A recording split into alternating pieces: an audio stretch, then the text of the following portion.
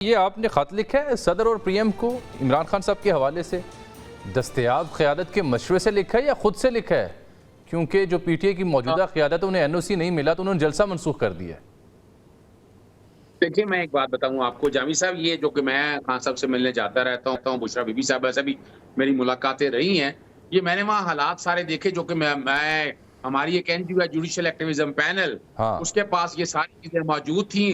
और खास तौर पर यूएन की वर्किंग पेपर जब आया और उसके सारे 11 और पैरा सफा 11 और 12 पढ़ के देख लें और पूरी रिपोर्ट को सारा देख लें, और जो मौजूदा हालात थे, मिसाल के तौर पर जो तस्वीर लीक की गई वो इमरान खान की मौजूदगी में नहीं थी। इमरान खान किसी हेयरिंग में गए, जब बाहर निकले, पीछे कमरे की तस्वीरें उतारी और हमें बताया गया कि पता नहीं बहुत जबरदस्त कंडीशन में है। और यहाँ प्रिजन रूल जो अमेंड हुए थे बाद में बेटर क्लास के कॉन्टेक्स्ट में, इमरान खान एक तो टैक्स देते हैं, नंबर 1, दूसरा साबका वजीर आज़म है। आप ये कह रहे हैं कि जो तस्वीरें इमरान खान साहब की लीक की गई, जिस जगह उन्हें रखा गया जिस सेल में, वो उनकी अदम मौजूदगी में थी, और जब वो वहां होते हैं तो उससे भी ज्यादा बुरे हालात होते हैं?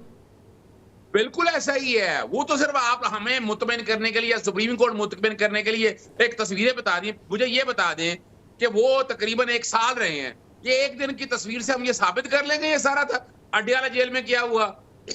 अब उसके अलावा अगर देखें अटक जेल में क्या हुआ, वो ऐसे हालात हैं जो बड़े तकलीफ दे हैं। अभी भी जब मेरी मुलाकात होती है या अभी जब हालात सामने देखे हैं, मैं मीटिंग्स के लिए भी गया हूं, तो ये वो हालात नहीं है और दुख का मुकाम है। तो इन हालात का अगर आपको इदराक है तो ये जो पीटीआई की क़यादत है ये इस पे उस तरह से नहीं बोल रहे जैसे आप बोल रहे हैं। देखिए, एक बात मैं आपके सामने रख दूं बड़ी वजाहत के साथ है, क्योंकि इमरान खान साहब खुद नहीं चाहते कि ये उनकी तरफ से ये बात आए या ऐसी बात हो। वो बिल्कुल इस बारे में वो कहते हैं मैं जैसी हालत में हूं मैं ठीक हूं, लेकिन ये जो तकलीफ है हम लोग ह्यूमन राइट ऑर्गेनाइजेशन कैसे खामोश रह सकती है ना। पैनल अब यूएन पेपर आने के बाद हम लोग कैसे खामोश रह सकते हैं? हमने सवाल उठाए हैं ना। नवाज शरीफ को देखे कैसी सहूलियत दी गई, मरियम सफदर को कैसी सहूलियत दी गई, और इस वक्त इमरान खान जो है ना कोई हीनियस क्राइम में अंदर नहीं है।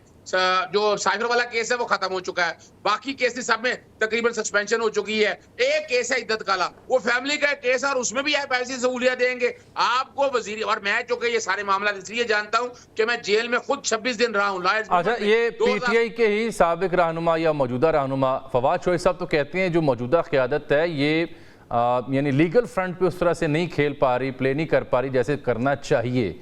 आप भी चूंकि मारूफ कानूनदान है, आप भी उनके केसेस को देख रहे हैं, उनसे मिलते भी हैं, आप इससे एग्री करते हैं कि बेहतर तरीके से डील किया जा सकता है जुडिशल फ्रंट पर चीज़ों को? नहीं, मैं इस बात से बिल्कुल इत्तेफाक नहीं करता। लीगल टीम जितना कर रही, देखिए लीगल टीम में प्रोफेशनल वकील भी हैं, उनका अपना एक नुक्ता नजर है।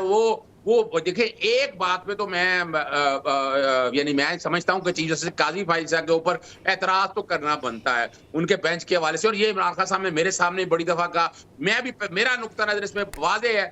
हम तो देखे फोर फ्रंट पे आकर खेलते हैं, लेकिन प्रोफेशनल वोकला या बाकी लोगों का नुक्ता नजर इससे जरा मुख्तलिफ है। अब जो कि लीगल स्ट्रेटेजी खान साहब ने तो आप भूख हड़ताल की भी इंदिया दे दी है। अगर साबिक वज़ीर आज़म भूख हड़ताल पे जाते हैं, क्या कॉन्सिक्वेंसेस आप देखते हैं? देखिए, ह्यूमन राइट वायलेशन के हवाले से पहले आपके सामने है यूएस पार्लियामेंट, फिर यूएनओ की तरफ से वर्किंग पेपर आ गया, एमनेस्टी इंटरनेशनल भी क्लोजली वॉच कर रही है, अब यूके के अंदर लेबर पार्टी आ गई आने वाले दिनों में, आप यहाँ से भी देखेंगे। और जो ये भूख हड़ताल है ये हम लॉयल मूवमेंट भी करते रहते, ये स्ट्रेटेजी का हिस्सा होती है, जो कि बातें नहीं मानी जा रही, आपको अब मिलने नहीं दिया जा रहा। नवाज शरीफ तो 30-32 लोग रोजाना मिलते थे। आपको क्यों यकीन है कि यूके से भी स्टेटमेंट आएगी? लगता है आपके मुंह से निकली है बात, शायद आपके राब्ते हैं।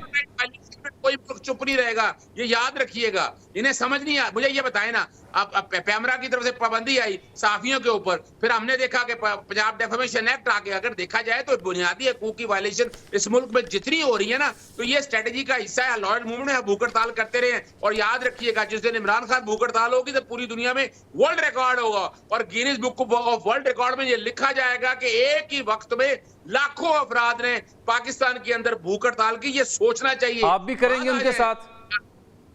जी बिल्कुल, हम भी करेंगे, ये ज़हन में रख लीजिएगा। इमरान खान जिसने भी भूख हड़ताल बहुत शुक्रिया। बैरिस्टर अजहर सदीक वार्न कर रहे हैं कि अगर उन्होंने हड़ताल की तो हम भी उनके साथ हड़ताल करेंगे। पूरी दुनिया में लाखों लोग हड़ताल करेंगे, Guinness book of world record में नाम जाएगी। इजाज़त दीजिए, अल्लाह हाफ़िज़।